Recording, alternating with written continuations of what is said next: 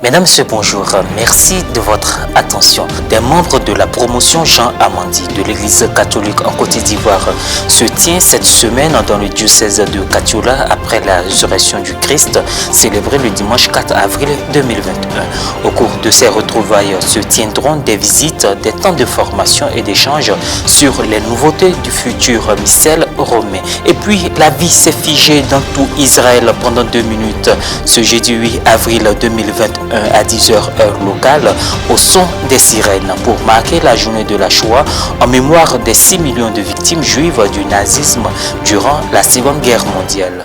Voici pour les titres et bienvenue. Comme chaque année, depuis maintenant 20 ans, les membres de la promotion sacerdotale Jean Amandi se sont retrouvés pour leur rencontre annuelle fixée dans la semaine après Pâques. Pour 2021, ils ont déposé leurs bagages au centre diocésain Albert Oundri ainsi qu'à la cathédrale Sainte-Jeanne d'Arc de Katiola.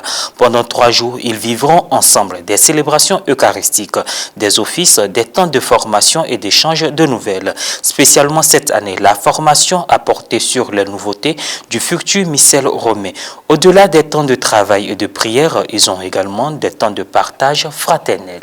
Éducation à présent, les fondateurs des écoles privées, laïques et confessionnelles de Côte d'Ivoire ont organisé une conférence de presse mardi dernier pour appeler les autorités à payer les arriérés de subventions. Ils menacent de fermer leurs établissements après le 13 avril. Il ne s'agit pas d'une grève pour se faire voir, précise le père Jean-Luc Andréman, le président de la conférence des présidents des associations de fondateurs d'écoles privées, confessionnelles et laïques de Côte d'Ivoire, qui a organisé mardi cette rencontre pour annoncer les résolutions prises par l'association.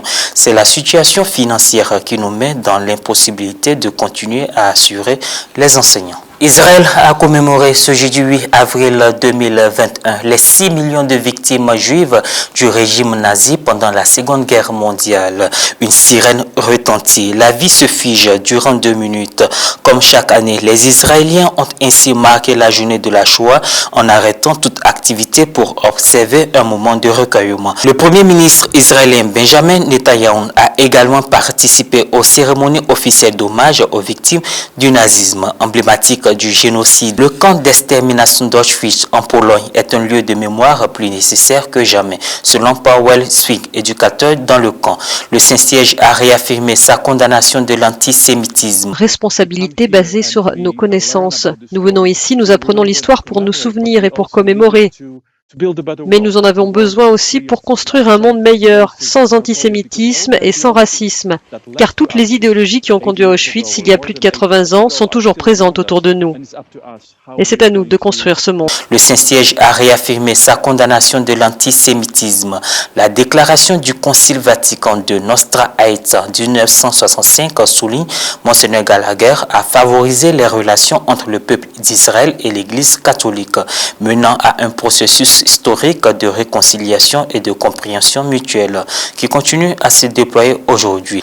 Le secrétaire pour les relations avec les États rappelle la visite apostolique en Israël du pape François en mai 2014 ainsi que son amitié de longue date avec le rabbin Abraham à Buenos Aires. Il souligne également l'importance des relations judéo-chrétiennes. Durant la Seconde Guerre mondiale, l'Allemagne nazie a exterminé entre 5 et 6 millions de Juifs. Israël a été fondé en 1948. 3 ans après la fin de la guerre, des centaines de milliers de survivants du génocide y ont trouvé refuge. Aujourd'hui, 180 000 d'entre eux vivent toujours en Israël. À l'occasion des commémorations du génocide des Tutsis au Rwanda le mercredi 7 avril 2021, le président rwandais Paul Kagame s'est exprimé sur l'avancée qui a été franchie dans l'apaisement et la normalisation des relations entre la France et le Rwanda. Le chef de l'État a salué le rapport français du CLE sur la part de la responsabilité de la France dans le génocide. Il a affirmé qu'une enquête parallèle était actuellement menée par le Rwanda. Morel Poti. Le président rwandais Paul Kagame et son épouse Jeannette ont pris part à la traditionnelle commémoration de la sombre période de l'histoire du pays des 1000 collines secouées par un génocide il y a 27 ans en arrière.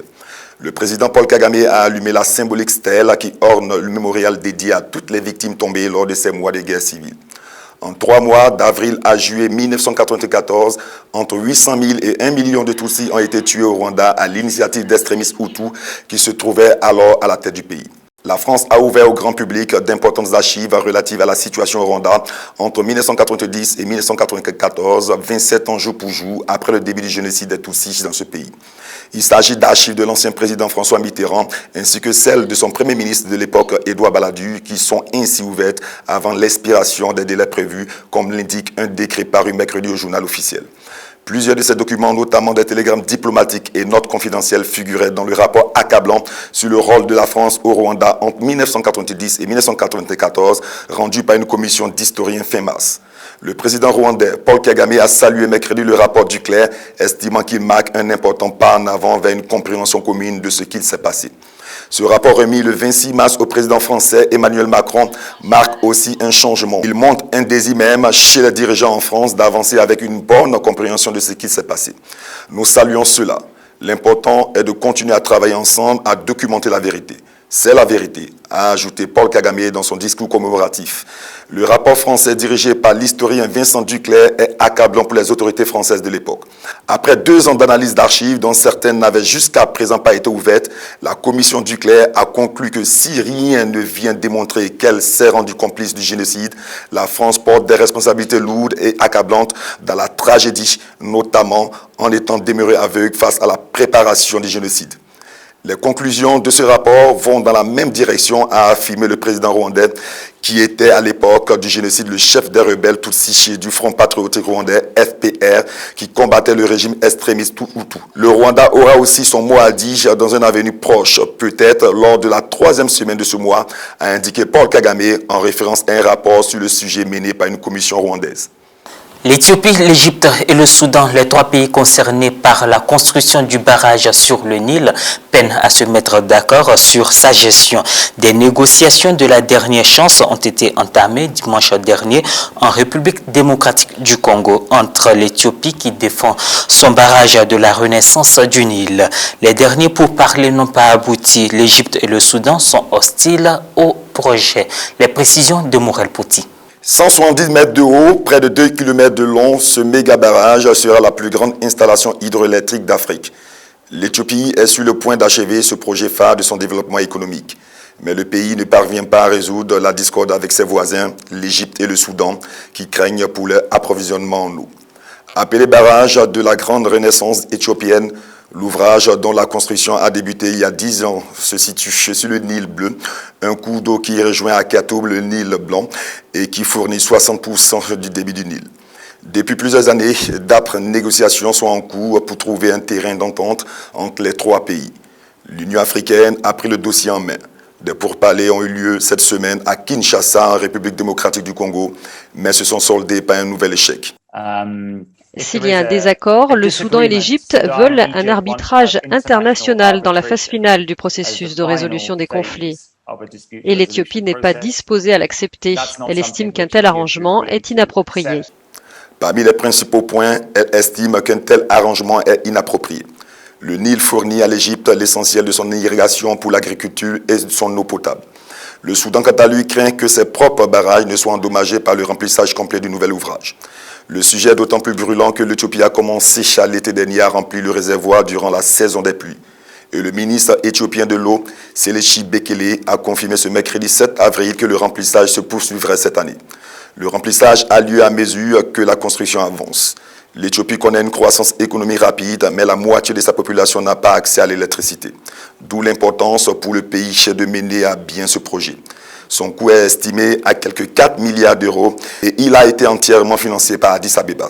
La capacité annoncée du barrage est de plus de 6 000 MW pour un réservoir de 74 milliards de mètres de cubes d'eau. La mise en service doit se faire par étapes. 2 premières turbines doivent être mises en route d'ici 1 an. Une période minimale de 4 ans sera nécessaire pour remplir totalement l'immense réservoir. La bataille pour les eaux du Nil s'annonce encore longue. Et voilà, c'est la fin de cette édition. Merci de nous avoir suivis. Merci de continuer à vous informer sur Ecclesia TV.